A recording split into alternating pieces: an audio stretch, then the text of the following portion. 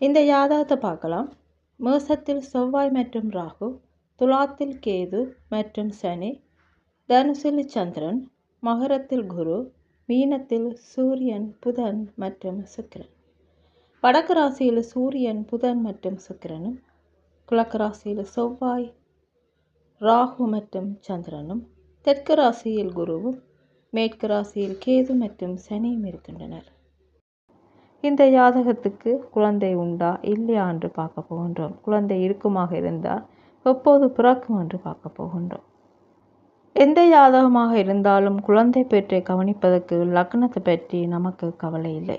கடந்த பல பதிவுகளில் குழந்தைக்குரிய ரூலிங் நாங்கள் பார்த்திருந்தோம். உங்களுக்கு எப்படி குழந்தை இருக்கா இல்லையா என்று எப்படி பார்ப்பது என்பதற்குரிய விதியை நாங்கள் பார்த்திருந்தோம். அது சம்பந்தமாக ஜாதகங்களை பார்த்து எத்தனை குழந்தைகள் இருக்குன்னு கூறியிருக்கின்றோம். இங்கு சூரியன், குரு எங்களுக்கு ரொம்ப முக்கியம். சூரியனுக்கு 2 கிரகம் இருந்தாலும், குருவிற்கு 5 கிரகம் இருந்தாலும் கண்டிப்பாக குழந்தைகள் இருக்கும். சுக்கிரனுக்கு 2 இருந்தால் அது மனைவியின் மூலமாக பிறக்கும். வேறு எங்கேயாவது இருந்தால் வேறு ஒருவர் மூலமாக பிறக்கும் என்று சொல்லலாம். எப்போ நாங்கள் பார்க்கும்போது முதல் விதி, குருவிற்கு 2 கிரகம் இருக்கா, சூரியனுக்கு 2 கிரகம் இருக்கா. ஒரு வேளை கிரகங்கள் இருந்து அவர்கள் இருவரும் ஒருவருக்கொருவர் பகைவர்களாக இருந்தால் குழந்தையை லேட் பண்ணி கொடுப்பார்கள். சூரியனுக்கு 2 இப்போ செவ்வாய் மற்றும் ராகு சேர்ந்திருக்கின்ற செவ்வாய்க்கும் ராகுவுக்கும் ஆகவே ஆகாது. ஆனால் இந்த மாதிரி இடங்களில் யார் பலவான் என்று நாங்கள் முதல் பார்க்க வேண்டும். சூரியனுக்கு 2 செவ்வாய் ராகு மட்டும் இல்லாமல் திரிகோண ரீதியாக இங்கு சந்திரனும் இருக்கின்றார். அப்போ இந்த இடத்துல 3 பேர் இருக்கின்றார்கள். இப்போ கிரக யுத்தம் வந்தால் இங்கு என்ன நடக்கும்? கிரகணம்தான் முதலில் வரும். சந்திரன், ராகு என இருவரது சேர்க்கை மட்டும் எடுத்துக்கொண்டால் செவ்வாய் அங்கு நிலைத்து நிற்கும் இல்லையா? அப்போ சூரியனுக்கு 2 எப்போ செவ்வாய் தனித்து நிலைத்து நிற்கின்றதோ அப்போ நிச்சயமாக ஒரு ஆண் குழந்தை உண்டென்று சொல்லலாம். அதே சமயம் மற்ற பக்கம், அதாவது குருவிற்கு 2 என்று பார்க்கும்போது கேது, சனி, இங்கு கேது பார்த்திங்கன்னா பலமில்லை, சனி மட்டும் பலமாக இருக்கின்றார். அவரை ஆண் கிரகமாக நினைக்கின்றோம். குருவிற்கு 2 சனி இருப்பதால் அவருக்கு குழந்தை கொடுக்க கடமைப்படுகின்றார் என்று சொல்லலாம். அப்போ கிட்டத்தட்ட அவருக்கு 2 குழந்தை என்று தைரியமாக சொல்லலாம். இங்கே இருக்கிற ஒரே ஒரு பிரச்சனை என்னவென்றால், இங்கு சந்திரன் இல்லை என்று வைத்துக்கொள்ளுங்கள். அப்போ செவ்வாய் ராகு என்று வந்துவிடும். செவ்வாயும் ராகுவும் ஒருவருக்கொருவர் கடுமையான எதிரிகள். ஒருவரை ஒருவர் விழித்து கொள்ளுவார்கள்.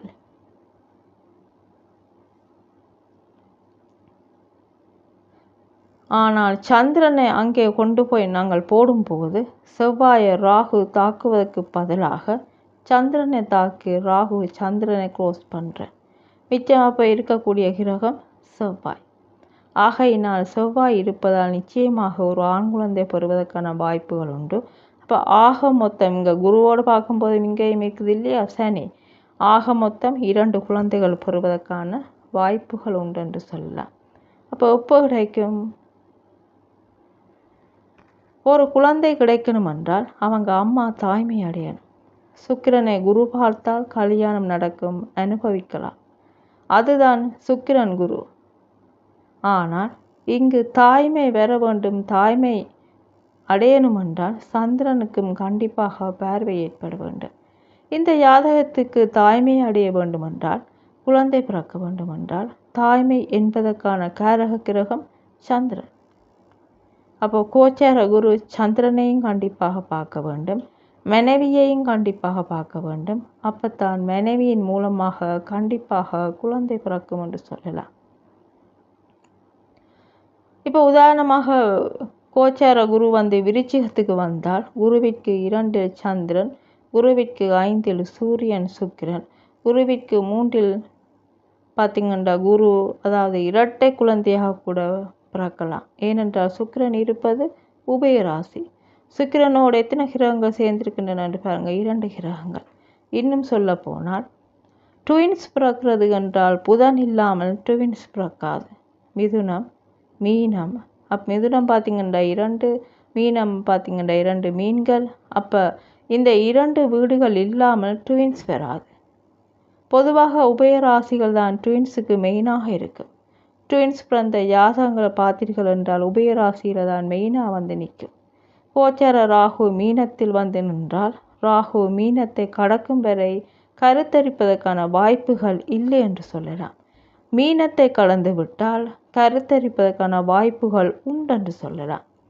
அப்போ ராகு அங்கிருந்து கீழே இறங்கிடணும், அதே சமயத்தில் குரு விருச்சிகத்துக்கு வரணும். அப்போ ஒரே கிரகத்தை மட்டும் நகர்த்தி நாங்கள் பலன் பார்க்கக்கூடாது.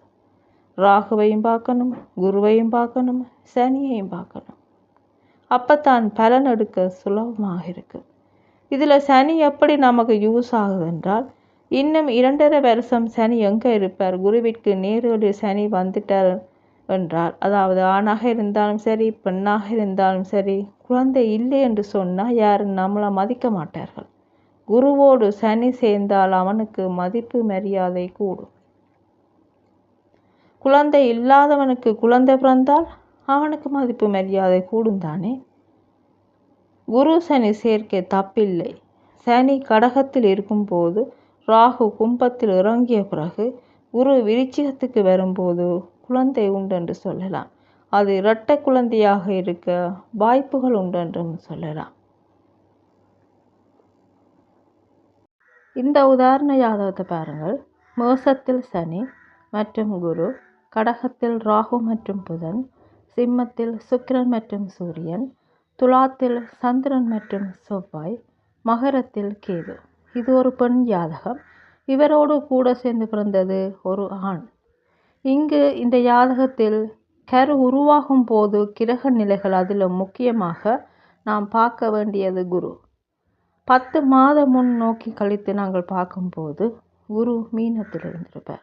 அதாவது இந்த ஜாதகத்தில் 10 மாதம் நகர்த்தி நாம் பார்ப்போமாக இருந்தால் குரு அங்கே இருந்திருப்பார், மீனத்தில் இருந்திருப்பார். அங்கிருந்த குரு கணவன் மனைவி இணைவதற்கு சுக்கிரன் மற்றும் குருவையும் அந்த பெண் தாயின், அதாவது ஜாதகத்தில் தாய்மை அடைய காரணமாக இருந்த சந்திரனையும் தொடர்பு கொண்டிருப்பார். குழந்தை உருவாகி இருக்கும். இதிலும் குறிப்பாக மீனத்தில் குரு இருப்பதால் தாயின் ஜாதகத்தில் மீனம், மிதுனம் மற்றும் கன்னியில் குரு, புதன், சுக்கிரன், செவ்வாய் இது போன்ற கிரக தொடர்பு நிச்சயமாக இருந்திருக்கும். அந்த காலகட்டத்தில் இரண்டு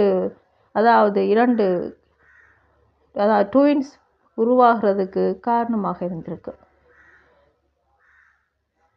அப்போது கணவன் மனைவி இவர்கள் இணைவதன் மூலமாக 2 குழந்தைகள் பிறக்கணும் என்று விதி, அது நடந்திருக்கின்றது. இன்னும் சொல்ல போனால் பிருக ஜாதகத்தில் வராமிகிரர் சிம்மராசியில் சூரியன் இருந்து, அதாவது ஆவணி மாதம் குழந்தை பிறந்து, ஆவணி மாதம் என்றால் தான் சிம்ம ராசியில் இருப்பார் இல்லையா சூரியன்.